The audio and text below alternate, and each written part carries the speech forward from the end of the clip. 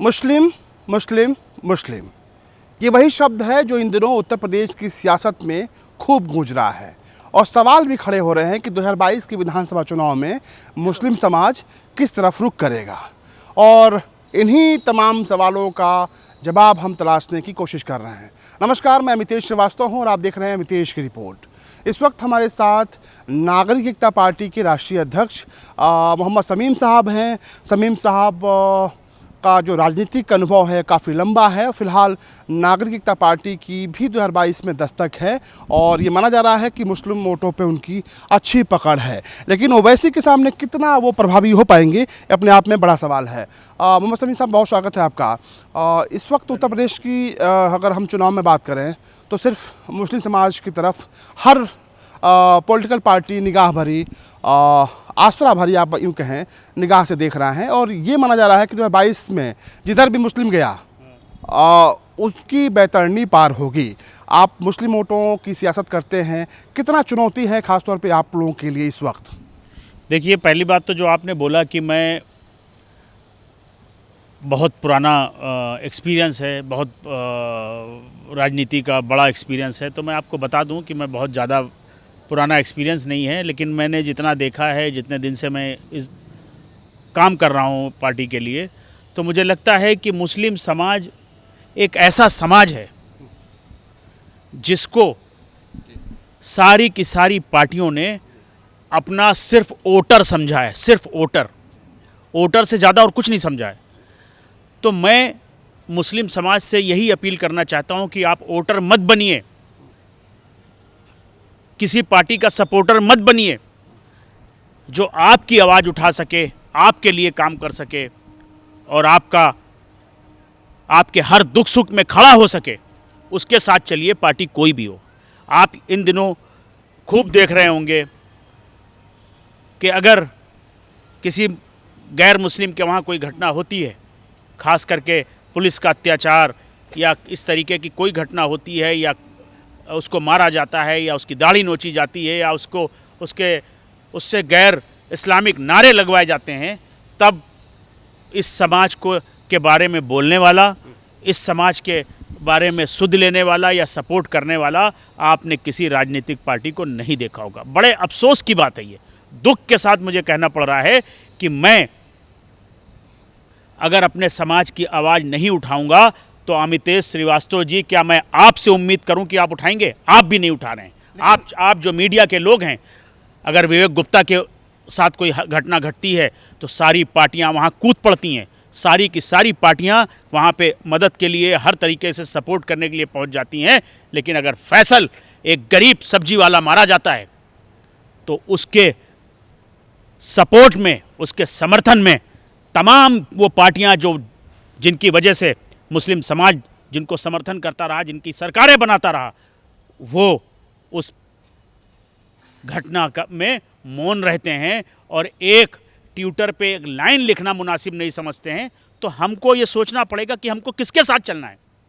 हमसे कहा जाता है कि आप उनके साथ जाएंगे तो भाजपा हार आ जाएगी, उनके साथ जाएंगे तो वोट कट जाएगा। कौन कहता है ये बातें जो है? आपको कौन कहता है ये बात? आपको पता है कि कौन सी पार्टियां कहने वाली हैं, कौन कहता है। हमने हमेशा उस पार्टी को वोट किया जो भाजपा को हराता हो, लेकिन क्या हम 19 में हरा पाए? क्या हम 14 में हरा पाए? क्या हम 17 में हरा पाए? आप बताइए, जब दो पार्टियां एक साथ हो गई उसके बावजूद हरा नहीं पाए, तो क्या मुस्लिम समाज ने ठेका ले रखा है कि हम भाजपा को हराएंगे? मुस्लिम समाज ने अब ठान लिया है कि अपनी क़यादत के साथ चलेंगे, अपनी पार्टी के साथ चलेंगे और किसी का हमने ठेका नहीं ले रखा है कौन हारता है, कौन जीतता है। हमारे समाज को जीतना चाहिए, इसी पे हम काम कर रहे हैं। बिल्कुल। हालांकि जिस पार्टी का नाम लेना मुनासिब नहीं समझ रहे हैं मोहम्मद शमीम साहब, उस पार्टी को उत्तर प्रदेश में समाजवादी पार्टी कहते हैं। हालांकि सियासतदान हैं, भले नाम न ले पाएँ, लेकिन अमितेश की रिपोर्ट में हम बखूबी चीज़ों को समझाने की कोशिश करते हैं। समाजवादी पार्टी की बात मोहम्मद शमीम साहब कह रहे हैं। शमीम साहब, समाजवादी पार्टी कहती है कि मुस्लिम समाज ने हमेशा उसका साथ दिया है, पार्टी भी लगातार मुस्लिम समाज के साथ खड़ी रही है, और आप कह रहे हैं कि कोई आवाज़ उठाते ही नहीं है। आप पिछले 5 साल में, लगभग 5 साल होने वाले हैं, एक कोई मुद्दा बता दीजिए। चलिए, आप मीडिया से आते हैं, आपसे मैं सवाल करता हूं, एक कोई मुद्दा बताइए जो चाहे वो पहलू खान हो, तबरेज़ अंसारी हो या फैसल हो बांगरमऊ का, या इतनी इस तरीके की तमाम घटनाएं हैं। एक घटना बता दीजिए कौन सी पार्टी उस समाज के लिए खड़ी हुई है जो समाज आज की तारीख में गर्द में है। आजम खान मुस्लिम समाज से आते हैं और अभी जो उनके साथ जो कुछ भी तस्वीरें सामने आई, समाजवादी पार्टी के राष्ट्रीय अध्यक्ष अखिलेश यादव खुद भी गए, लगातार प्रदर्शन हुआ और आजम खान साहब के साथ समाजवादी पार्टी कह रही है कि वो कंधा से कंधा मिला के खड़ी है, और आप कह रहे हैं कि मुस्लिम समाज के साथ है ही नहीं पार्टी। कहाँ कंधा है और कहाँ समर्थन है? ना हमको वो कंधा दिखा, ना वो समर्थन दिखा। हम नागरिक एकता पार्टी के लोग आजम खान साहब के लिए 3-4 बार 5 बार आवाज़ उठा चुके हैं। मैं समझता हूँ कि आजम खान साहब ने को जो सज़ा मिल रही है वो मुसलमान होने की सज़ा मिल रही है। मैं बिल्कुल साफ शब्दों में कहना चाहता हूँ कि मुस्लिम होने की सज़ा मिल रही है। आजम खान साहब को वो सज़ा मिल रही है जो आजम खान साहब ने मुस्लिमों के लिए एक बेहतरीन शिक्षा का जो मंदिर बनाया, जो एक शानदार जगह बनाई जौहर यूनिवर्सिटी, जिसमें गरीब के बच्चे पढ़ सकें, वो लोग पढ़ सकें जो फीस नहीं दे सकते हैं, उसकी सज़ा मिल रही है आजम खान साहब को। और किसने कितनी आवाज़ उठाई है ये प्रदेश की जनता देख रही है।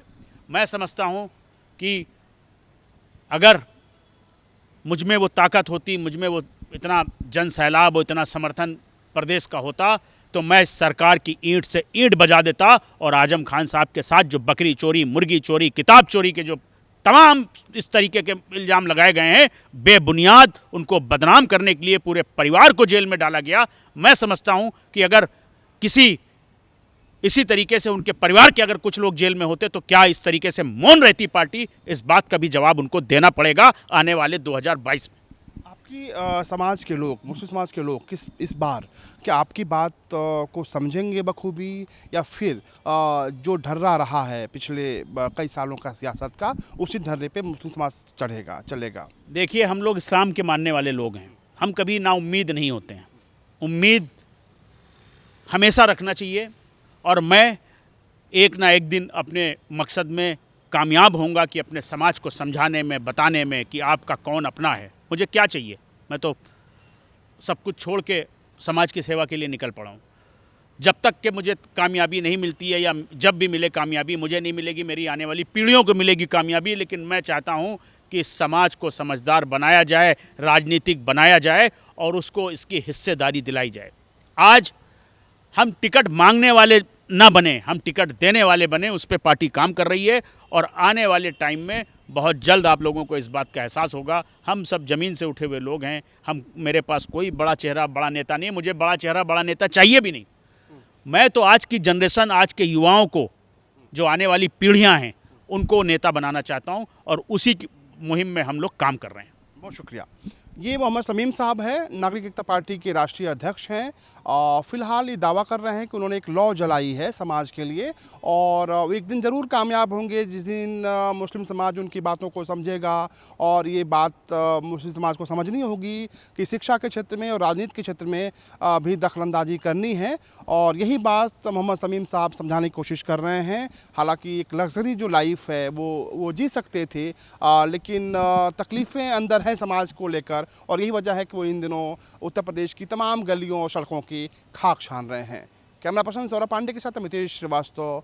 फिलहाल अमितेश की रिपोर्ट में मेरे साथ बस इतना ही। नमस्कार।